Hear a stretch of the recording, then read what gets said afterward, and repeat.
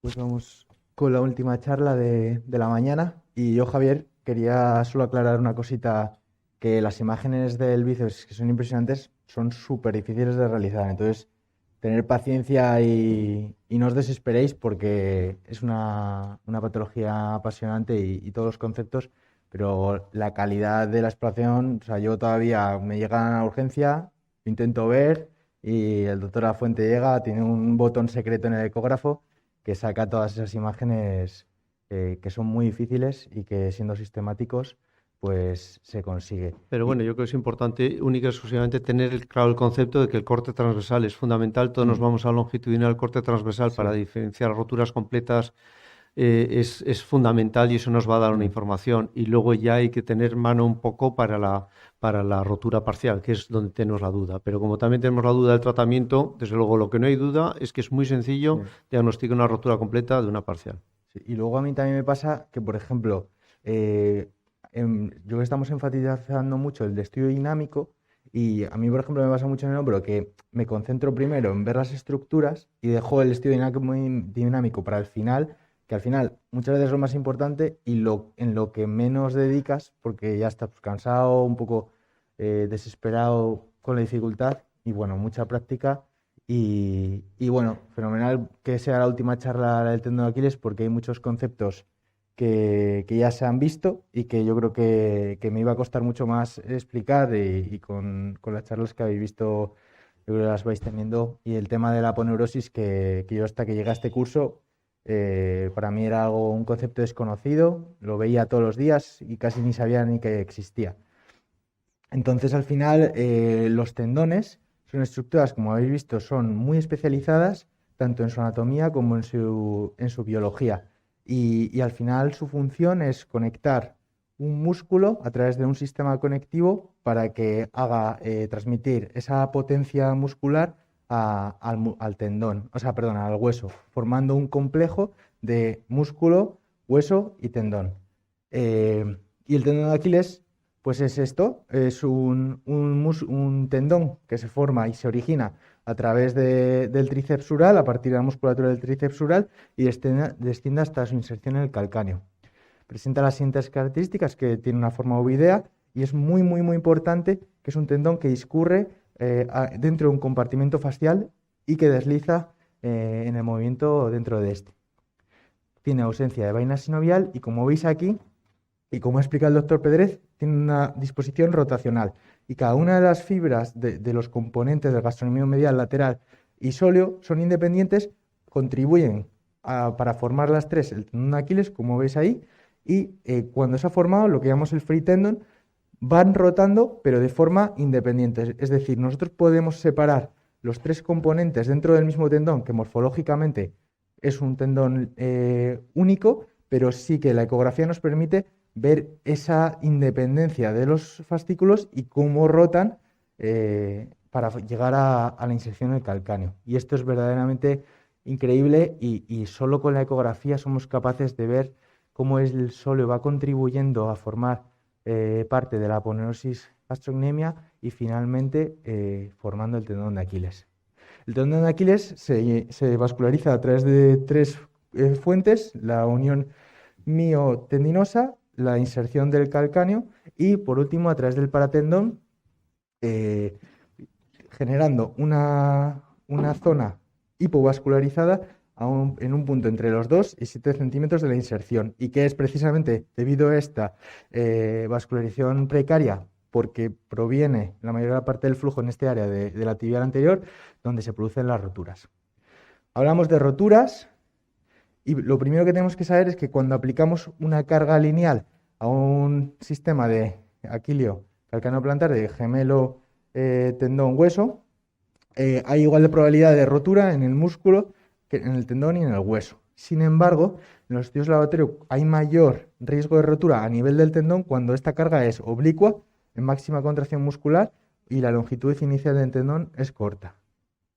En este estudio de curva de tensión deformidad unitaria vemos cómo en reposo las fibras tienen una disposición relajada y que cuando vamos aplicando tensión, esas fibras adquieren una posición lineal hasta el 3% del estiramiento de la longitud inicial. En este punto, hasta este punto, el comportamiento de las fibras es elástico y si cesa la tensión, recuperan su posición inicial de relajación y pues, se comportan de forma fisiológica con un comportamiento elástico. Y es muy importante a nivel biomecánico este comportamiento para absorber la energía. Si aumenta la tensión aplicada a fibras de colágeno, excediendo el 3% de la longitud inicial, se comienzan a hacer roturas de los enlaces de colágeno entre las fibras y se produce un comportamiento plástico, es decir, una vez cesa la tensión, las fibras no recuperan la longitud inicial. Y esta es la causa por la que si sometemos a una carga mantenida que excede la capacidad de las fibras, la capacidad de elongarse de las fibras, se producen las microroturas y las lesiones crónicas por traumatismos crónicos. Y si finalmente la tensión excede el 8% de la longitud de reposo de la fibra, se produce la rotura y el fracaso del sistema. Es el punto de no retorno. Además, aunque esto queda muy bonito en los estudios de laboratorio aplicados a las fibras, esa anatomía rotacional de los tendones hace que las cargas no sean simétricas en cada uno de los puntos del tendón de Aquiles y generando un efecto de cizallamiento que contribuye a un componente isquémico rotatorsional en la tendinopatía del Aquiles y en las roturas. Y eso explica que podamos tener roturas parciales en un tendón sometido a la misma carga en los dos puntos. Y por último, este cúmulo de microroturas, debido a un comportamiento plástico del tendón, explica por qué, aunque tengamos tendones morfológicamente normales, en la ultraestructura se está acumulando un daño que puede generar que una vez ese tendón haya acumulado muchas múltiples microroturas, se pueda producir el fracaso final del sistema cuando el tendón de aspecto es normal. Y bueno, ¿cómo se diagnostica la rotura? Realmente la rotura es fácil de diagnosticar. Basta con que llegue el paciente a la urgencia y nos diga que ha notado una pedrada en el tobillo. Ya eso nos tiene que llamar la atención y muchas veces, combinando la anamnesis o lo que nos cuenta el paciente con la expresión física, vamos a llegar a diagnosticar una rotura del tendón de Aquiles. Estas roturas, lo más frecuente es que se produzcan mediante tres mecanismos. Una fase de impulso con apoyo del antepié y extensión de rodilla, que es, pues, no llego al autobús, voy a correr un poco y ahí nos pega la pedrada. O, por ejemplo, pues en los jugadores de pádel un poco amateur que llega el fin de semana, se pican, echan un partido y si no tienen una preparación física suficiente, pues también tienen riesgo de rotura del tendón de Aquiles. El segundo mecanismo, estos dos ya son más infrecuentes, es una hiperextensión brusca del tobillo, que por ejemplo pasa mucho cuando vamos por el monte, caemos en un agujero o un terreno irregular y hacemos una hiperextensión brusca del tobillo. Y el último es cuando el tobillo está en flexión y hace una extensión brusca, que es muy frecuente pues, en los precipitados, que se asocia también a fracturas de calcáneo y bueno, traumatismos axiales. Como digo, ya tenemos una sospecha por el mecanismo de los síntomas, el diagnóstico, mediante la exploración física lo veremos. Cómo se hace una pérdida del relieve del tendón de Aquiles, lo que llamamos signo del hachazo, vemos un gap. También es frecuente y muy interesante ver cómo la actitud, cuando flexionamos las rodillas, la actitud del tobillo o del pie patológico roto es de extensión del tobillo, mientras que por el tono natural de contracción del tríceps sural, el tobillo en flexión de rodilla tiene una actitud de unos 20 grados de flexión. Y finalmente el test de Thompson, que consiste en comprimir la masa gemelar y por transmisión de las fuerzas se genera un movimiento de flexión del tobillo. Este es un paciente en el que se sospecha una rotura del tendón de Aquiles y veis como en el lado sano sí transmite el movimiento y en el lado patológico no. Y aquí veis el mismo paciente con esa pérdida de la flexión del tobillo por rotura del tendón de Aquiles que tras reparación del tendón de Aquiles lo recupera. Sabemos que tiene una rotura del tendón de Aquiles, pero hay muchas preguntas que no podemos responder con la exploración física. Y es cómo estaba el tendón, cuánto mide el tendón en total, a cuánto está la rotura desde la inserción en el calcáneo, por dónde está el sutural para no dañarlo durante la reparación, si el tendón está roto y alargado o si está roto pero los cabos están en contactos y pueden pegar sin tener que hacer nada más, o si pasados unos días le quitamos la férula al paciente y ha habido una trombosis sobreañadida como complicación de la lesión. Todo eso y todas esas preguntas que nos tenemos que hacer y que van a condicionar qué tratamiento realizar, nos lo va a dar la ecografía. Si bien la radiología simple y la resonancia son pruebas indicadas y que nos pueden dar ciertos datos, en el caso de la radiografía, signos indirectos, y en el caso de la resonancia, confirmación de la rotura, la ecografía es la prueba de elección, en nuestra opinión, para valorar una rotura del tendón de Aquiles, por varios motivos, porque es una prueba dinámica, porque es una prueba inmediata y porque es una prueba que podemos repetir para la evaluación del seguimiento. El estudio ecográfico, como siempre, es sistemático. Empezamos en un eje corto desde la región más proximal de la musculatura gastrocnemia hasta la inserción en el calcáneo. Y localizando el punto de rotura y también, muy importante, descartando que haya roturas a otros niveles o lesiones asociadas, que no es infrecuente tener una rotura del tendón de Aquiles con alguna lesión más proximal de la aponeosis gastrocnemia. Bueno, el tendón normal lo veremos con este patrón fibrilar, disposición lineal. También hemos visto que aunque tengamos un tendón asintomático, puede haber datos de tendinopatía asociada. Sin embargo, cuando tenemos un tendón roto, esto es relativamente fácil de ver, se ven imágenes hipoecoicas, ausencia de patrón fibrilar con bordes irregulares y engrosados, artefactos de refracción con sombras acústicas, como veis aquí, para tenon íntegro, como veis esta estructura de aquí, eso es frecuente, no esté íntegro, y también interposición de grasa de Cajer y frecuentemente signos de tendinopatía previa, a modo de engrosamiento del paratenon, de sindermofitos o calcificaciones intratendinosas.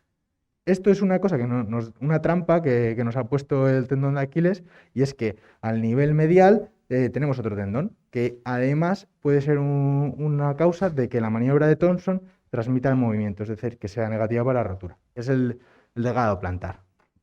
El efecto plantaris es que cuando tenemos una rotura completa del tendón de Aquiles, el tendón migra hacia posterior y hacia lateral, visualizando un patrón fibrilar, lineal, continuo, que puede simular o que nos puede engañar como que no hay una rotura completa. Si veis aquí, tenemos un tendón roto, pero si nos vamos un poco hacia medial, desde la zona central de la rotura, vemos este patrón fibrilar que va desde arriba hacia abajo.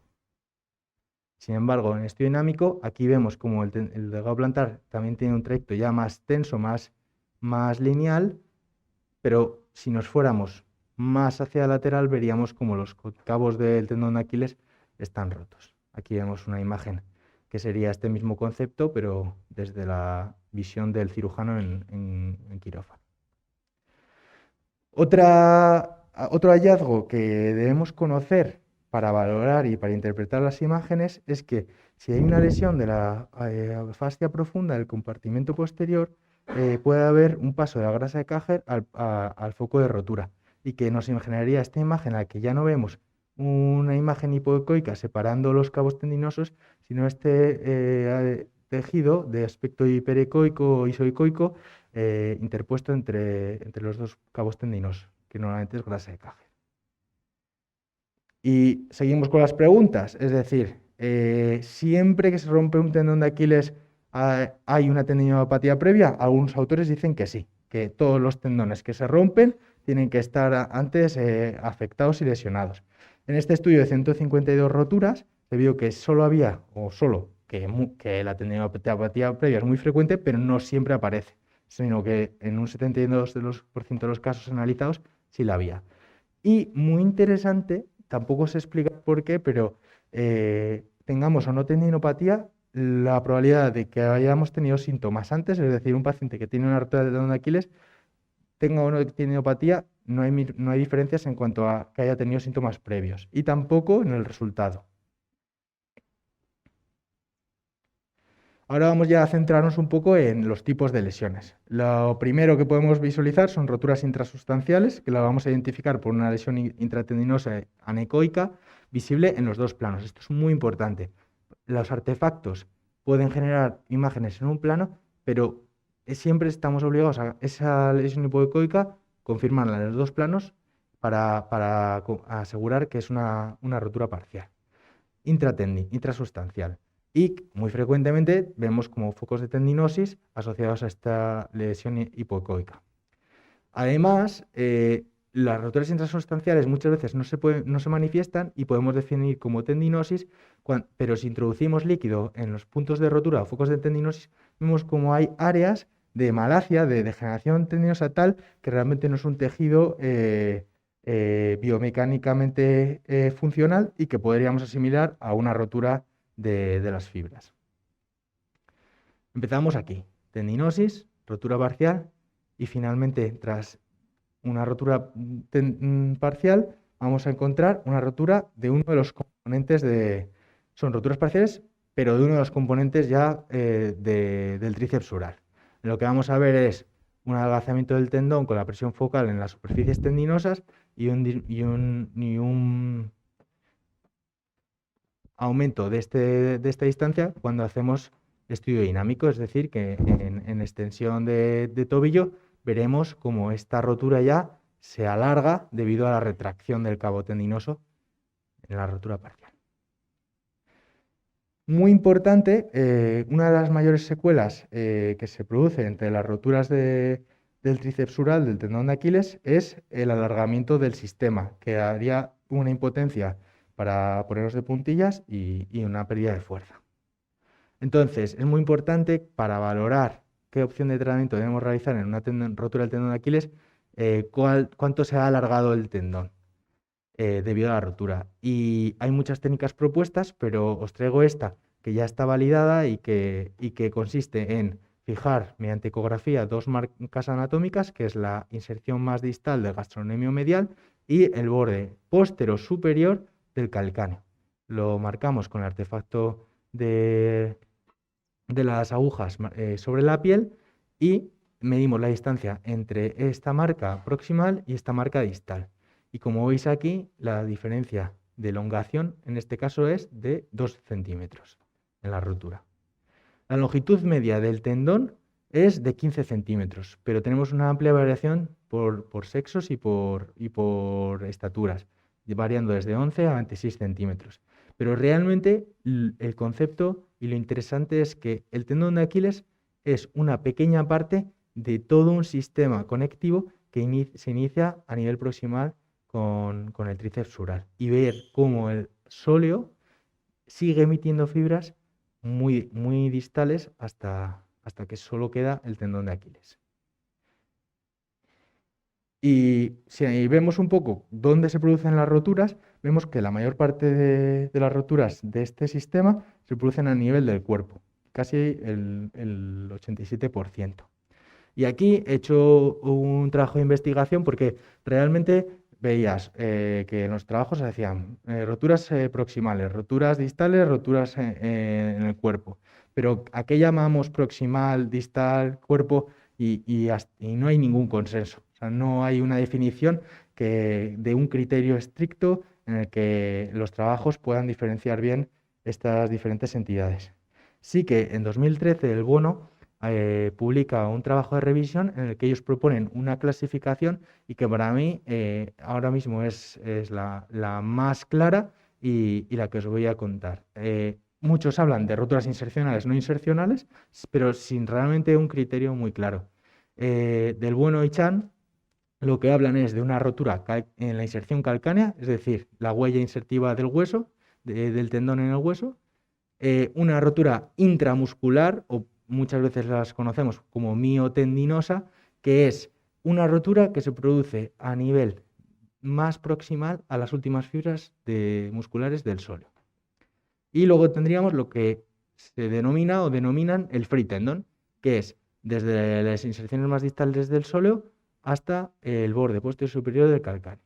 Esto lo dividen en tres, que es la proximal, la media y la distal. ¿Qué pasa? Aquí no dicen qué punto o qué marca es la frontera entre una proximal y una media. Probablemente porque si dieran una medida, digamos, fija, hay tanta variabilidad en la longitud entre sujetos que en algunos casos pues serían proximales y en algunos casos serían medias.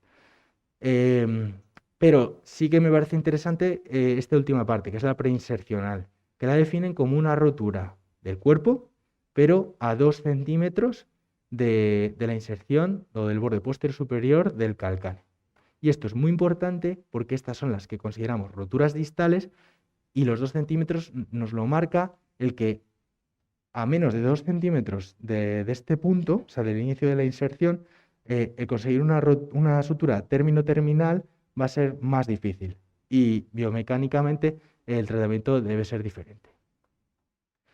El sural, como sabéis, está en estrecha relación con el tendón de Aquiles, con el punto de mínima distancia del tendón al nervio a 11 centímetros del calcáneo, como veis en este trabajo.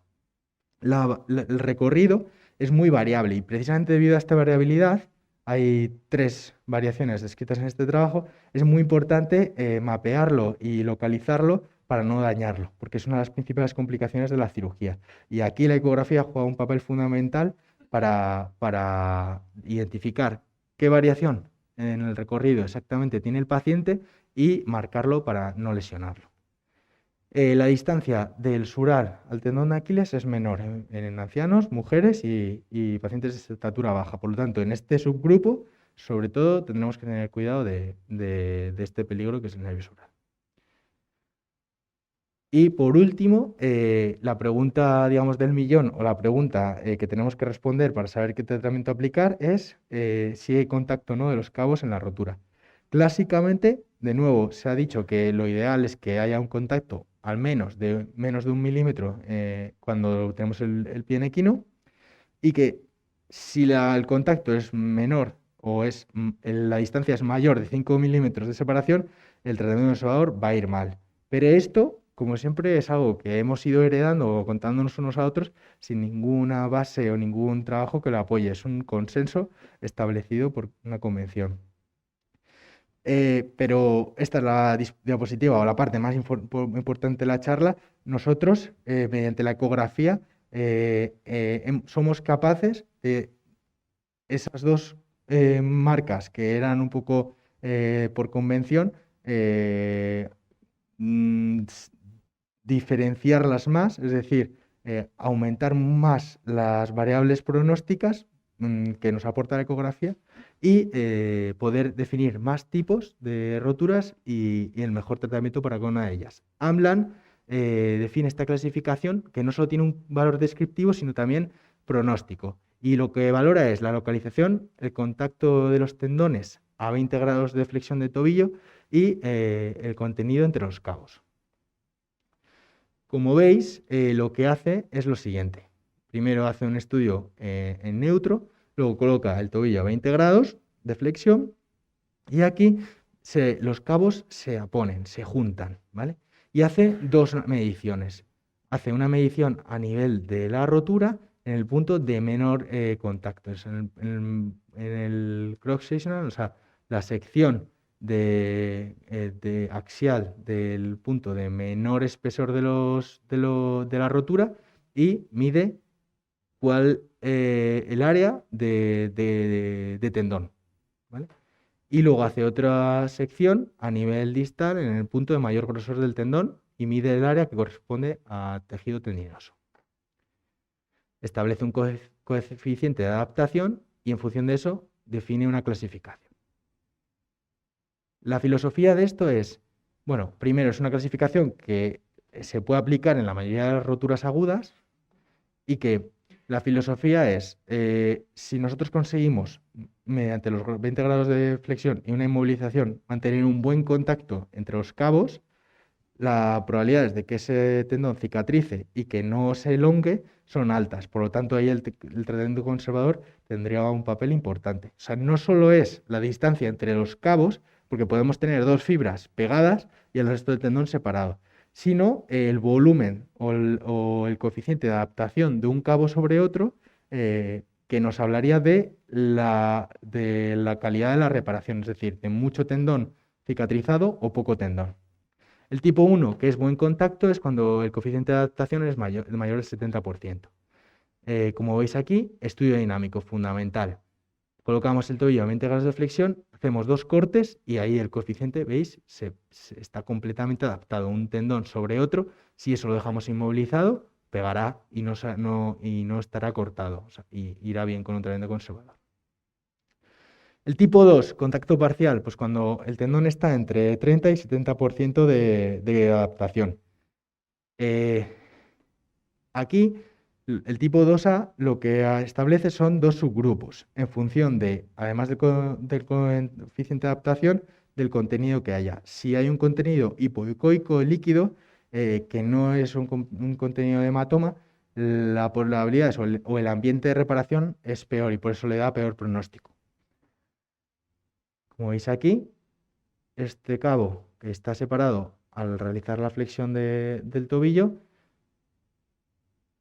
se adapta, pero no completamente, y si congelamos la imagen, obtenemos estas dos áreas seccionales, que en principio es un 50% del área. Lo estuve midiendo, 50% coeficiente de adaptación, por lo tanto, tiene una adaptación en principio buena, pero en un contenido hipoecoico. Entonces lo considero un 2B, y ahí ya el tratamiento conservador es más arriesgado. Y finalmente, el tipo 3, que no hay contacto de los cabos en flexión del tobillo y por tanto menor probabilidad de reparación sin secuelas. Allan también analiza qué tipo qué tipo de rotura se produce tanto en los grupos de roturas agudas como en las roturas crónicas. Si os fijáis, la mayor parte de las roturas agudas son tipos 1 y 2A. Sin embargo, cuando ya tenemos roturas crónicas, la separación es mayor debido a la retracción de los tejidos y nos encontramos generalmente en roturas de tipo 3B. De 3B, sí. Los tipos 4 y 5 son las roturas proximales. Ojo con estas roturas porque son difíciles de diagnosticar debido a que el sóleo retiene parte de las fibras tendinosas y no solemos ver una separación clara de los cabos. Entonces tendremos que hacer maniobras dinámicas fundamentales para poder definir bien estas roturas. Y las roturas distales, que son las más raras, las de tipo 5 según AMLAM, y son aquellas que están a 2 centímetros o a menos de 2 centímetros de este punto, ¿vale? Del punto posterior superior del calcáneo. Y son muy frecuentes las imágenes de tendinopatías insertivas, de calcificaciones, entesofitos, y que al ser difícil la sutura terminal, solemos realizar un reanclaje del tendón, o sea, del cabo proximal al hueso, ¿vale? Como veis en esta imagen, vemos una rotura, ya en la radiografía simple vemos datos de tendinopatía insertiva. En el estudio dinámico vemos como al realizar esa flexoextensión tenemos muy poco cabo distal y al realizar una sutura terminal en este punto es complejo y difícil de que aguante para hacer una movilización precoz. Por lo tanto, lo que hicimos fue exponer el foco de rotura, colocar anclajes en el calcáneo, suturarlos y reforzarlo con células mesenquimales. El tratamiento. A ver. Ahora vamos a hablar un poco de las opciones de tratamiento con todas estas variables que podemos realizar en una rotura del tendón de Aquiles. Desde el punto de vista del tratamiento, pinceladas yo creo que sean básicas. Desde el punto de vista del tratamiento de roturas parciales, o bien no realizar nada o optar por tratamientos biológicos como infiltraciones de PRP. Ya hemos dicho esta mañana que está en discusión. Yo sinceramente sí creo que un PRP en una degeneración, una malacia, puede conllevar a una cicatrización biológica o por lo menos acelerarla, con lo cual sí lo solemos utilizar, especialmente en este caso que ha enseñado antes Fernando, de tenomalacias o degeneraciones ya avanzadas.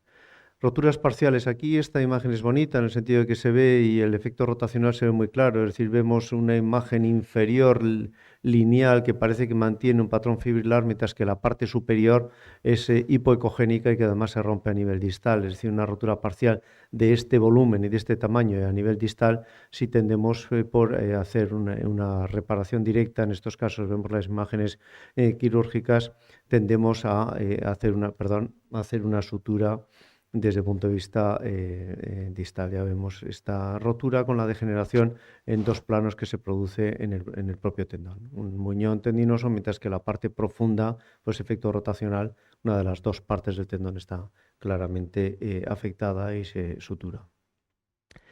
Importante desde el punto de vista de lo que es el objetivo del tratamiento. En realidad, si queremos hacer una sutura tendinosa, lo que tenemos que pensar es que nuestro objetivo debe ser minimizar la morbilidad. Todos sabemos la afectación que puede existir en la piel desde el punto de vista de complicación de la deficiencia de la sutura, asegurar la reparación o por lo menos acercar los muñones al máximo para que haya una cicatrización biológica, optimizar lógicamente el retorno a la función, cosa que tiene cierta discusión en las roturas tratadas de manera conservadora por la pérdida de fuerza que se desencadena por la elongación y luego, lógicamente, prevenir complicaciones.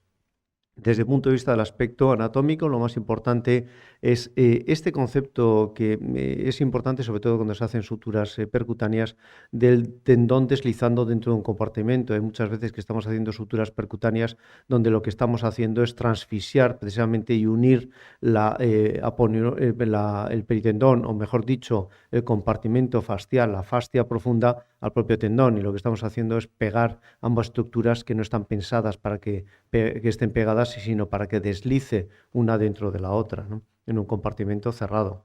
Concepto mecánico, los extremos deben estar aproximados para que cicatricen sin elongación o con la mínima elongación. Un concepto biológico preservando al máximo el proceso reparativo.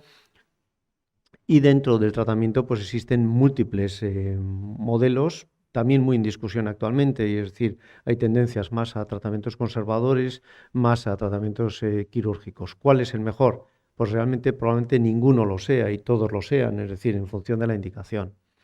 Desde el punto de vista de diagnóstico, actualmente, desde el punto de vista del tratamiento, ninguna recomendación es fuerte y las recomendaciones que son moderadas desde el punto de vista del consenso son únicamente las que se establecen en función de la precocidad de la carga y la movilización posoperatoria protegida. Lógicamente, la movilización dependerá también mucho de la reparación que podamos hacer o de que los muñones estén apuestos y vayan cicatrizando, con lo cual son recomendaciones con un nivel de evidencia muy bajo y que no aluden para nada a diferencias en cuanto a los tratamientos.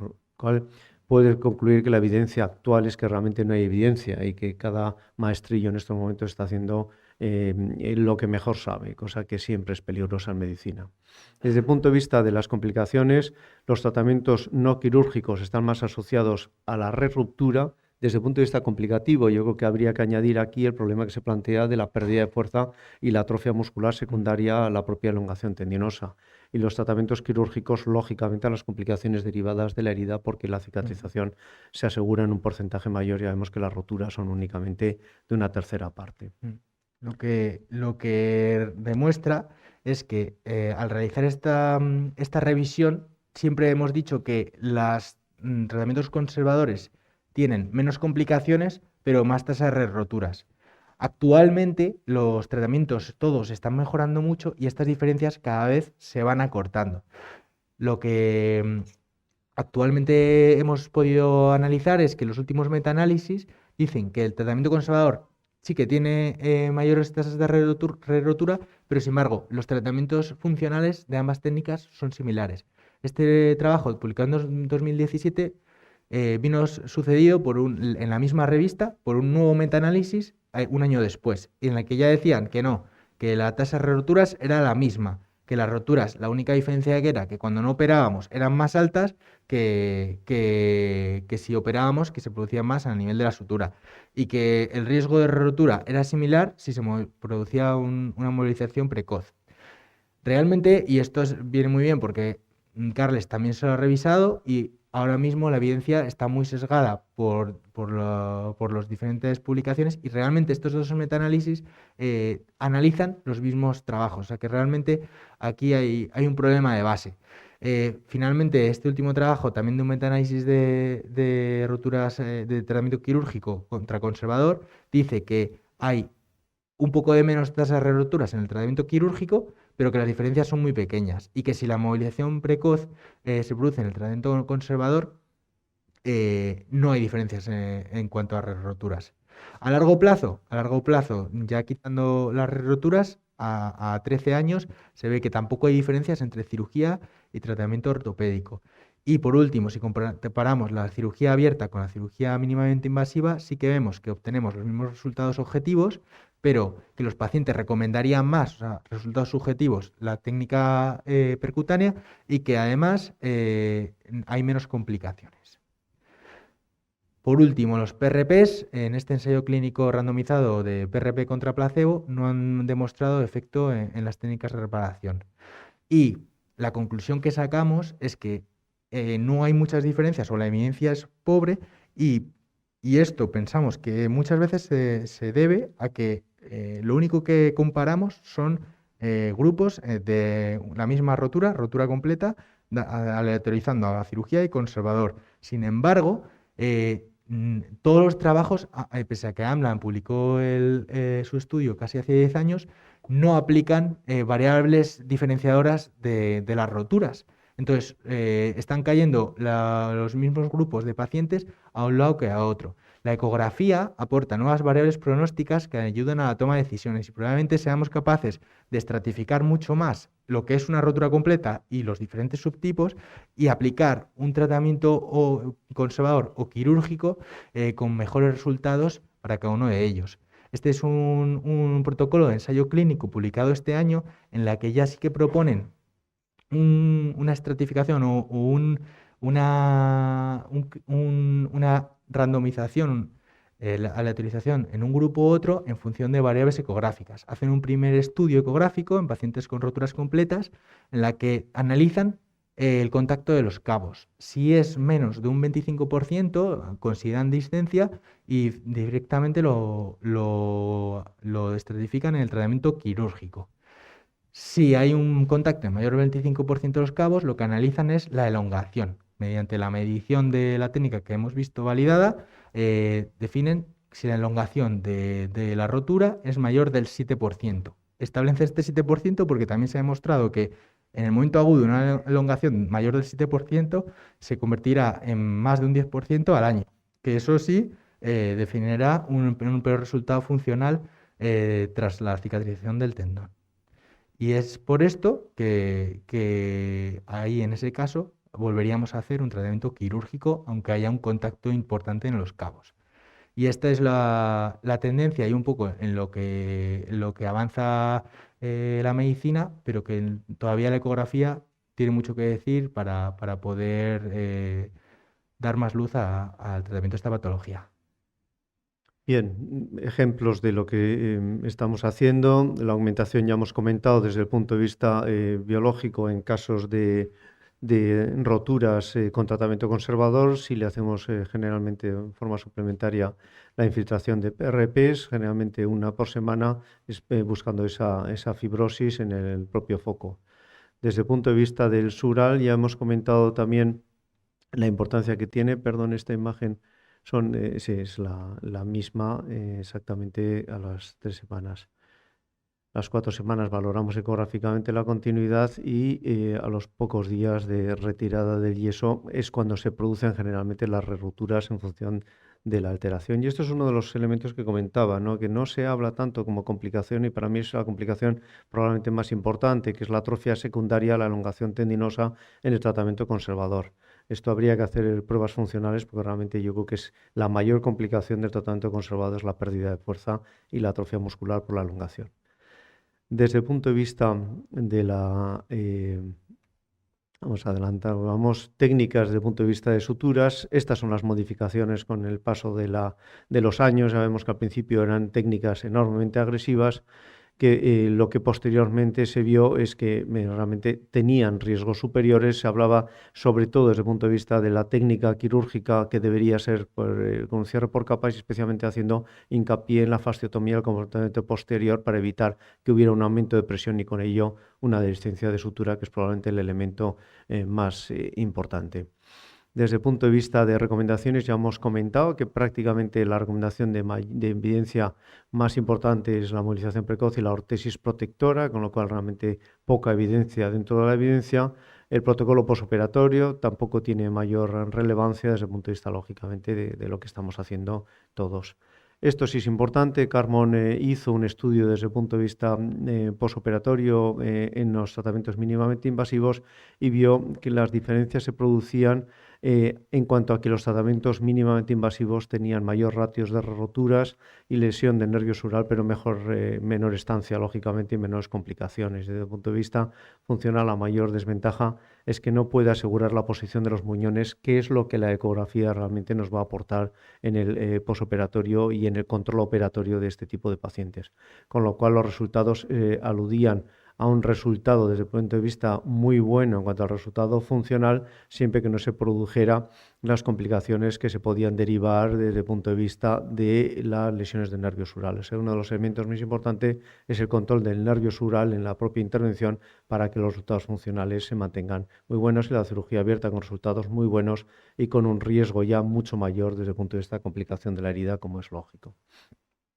Técnicas desde el punto de vista de cirugía y suturas de todo tipo, que en realidad lo único que importa desde el punto de vista, si lo queremos hacer con control ecográfico, es que en la parte proximal el tendón se adelgaza de una manera muy clara, con lo cual las suturas que se hacen de manera percutánea deberían estar controladas ecográficamente, porque en la zona más proximal el tendón es mucho más delgado y puede conllevar desde el punto de vista funcional a que él no se pase a través de la estructura tendinosa, sino más de la propia estructura muscular, con lo cual no tiene soporte. Técnicas que se han ido publicando con el tiempo, es decir, esto es una apertura a través de la herida, la colocación de estos sistemas de diapasón, que si lo controlamos ecográficamente vamos a tener una seguridad mayor de que estamos pasando las suturas a través de la estructura tendinosa. Insisto que en estudios comparativos de paso de sutura con y sin control ecográfico, el 45% de la colocación de las suturas sin control ecográfico era incorrecta y se hacía a través de la musculatura y no de estructura tendinosa. Otro de los problemas, el nervio sural, es muy sencillo desde el punto de vista ecográfico dibujar el nervio sural y hacer un mapeo del nervio sural para evitar la complicación, como en este caso, de que la aguja incorpore en la sutura el propio nervio sural. Una de las complicaciones más importantes, aquí hay que hacer una pequeña incisión a nivel proximal y asegurarse. Y por otro lado, desde el punto de vista de la cirugía percutánea, las grandes ventajas, sobre todo si está ecoguiada, es la aproximación de los muñones sin utilizar abordajes muy amplios, permite la movilización temprana porque está asegurando realmente esa conexión de los muñones entre ellos y efectivamente lo que impide es ese desplazamiento proximal del muñón proximal en función de la contracción muscular. Es decir, llevamos el muñón proximal al distal, intentamos aproximar los cabos, que es realmente el efecto más importante del control ecográfico, y de esa manera nos aseguramos la biología de pegar desde el punto de vista. Y desde el punto de vista de los tratamientos, sí es importante cuando hagamos cirugía percutánea lo que comentábamos antes de la consideración de los espacios, es decir, no es lo mismo el espacio tendinoso que el espacio del propio compartimento, y si hacemos una sutura percutánea atravesando compartimentos, lo que estamos es adhiriendo al compartimento profundo la estructura tendinosa y produciendo unas adherencias que luego van a hacer muy difícil y que se van a producir adherencias incluso superiores a la propia cirugía abierta. Hay que respetar realmente aquí en este sentido los compartimentos y haciéndolo preferentemente a través del propio tendón y no transfisiando compartimentos incluyendo fascia y tendón. Vemos lo delgado que puede ser a nivel proximal el tendón y si queremos asegurar no ponerlo a nivel muscular sino tendinoso, como tenemos que hacerlo con control ecográfico. Esta es la técnica que hacemos nosotros, la hacemos intratendinosa, desde proximal, hacemos una sutura, la transfisiamos distalmente a través de los cabos, controlando ecográficamente, aponemos los cabos y lo fijamos a nivel distal, que es una sutura similar a la que la propia técnica del Tenolic ha descrito. Una incisión proximal, el paso de las suturas y a través del paso de las suturas. Es decir, y para terminar y para recordar, la ecografía muy importante desde el punto de vista diagnóstico, la ecografía imprescindible en la selección del tratamiento, bien sea de forma ecoguiada o ecodirigida, pero de cualquier manera la posición de los propios fragmentos.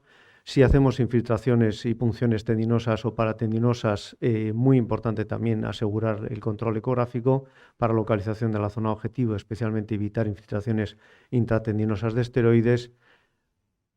Y desde el punto de vista, estos son más pensado para tendinopatías, en el caso de roturas y en roturas tendinosas, muy importante la fórmula de Amlang de las dos áreas en flexión de 20 o 30 grados para asegurar el contacto de las heridas, fundamental en las roturas de proximales que se pueden utilizar tratamientos funcionales o las de máximo contacto, o las distales en ocasiones, que son las roturas más aconsejables para el tratamiento conservador. En las roturas de contacto parcial tendemos más a asegurar la aproximación de los muñones con una sutura percutánea, y en las roturas tipo 3 generalmente tendemos a suturas percutáneas siempre que sean roturas recientes de menos de 3 semanas de evolución, en estos casos generalmente con cirugía mínimamente invasiva o una sutura percutánea en función de la aproximación de los muñones bajo control ecográfico. Todo ello, siempre insisto, muy importante, la cronicidad Amlang la define a partir de las 4 semanas, es decir, tenemos que diagnosticar de forma temprana y tratar también de forma temprana este tipo de lesiones. Roturas tendinosas ya de más larga evolución, mayor tendencia a cirugía a cielo abierto, importante, muy importante la ecografía para el control de la posición de los hilos, máximo cuidado en las zonas posterolaterales, especialmente por el riesgo de la complicación más frecuente de lesión del nervio sural, y utilizar la ecografía ya no solo para el tratamiento dirigido, sino incluso para asegurar o controlar la evolución y la fibrosis y la movilización activa o pasiva, que parece que es una de las recomendaciones más importantes. Esto ya lo hemos hecho: confirmar la rotura, valorar el grado de contacto, definir la actitud terapéutica y el control evolutivo del tratamiento y especialmente la aproximación de los cabos. Muchas gracias.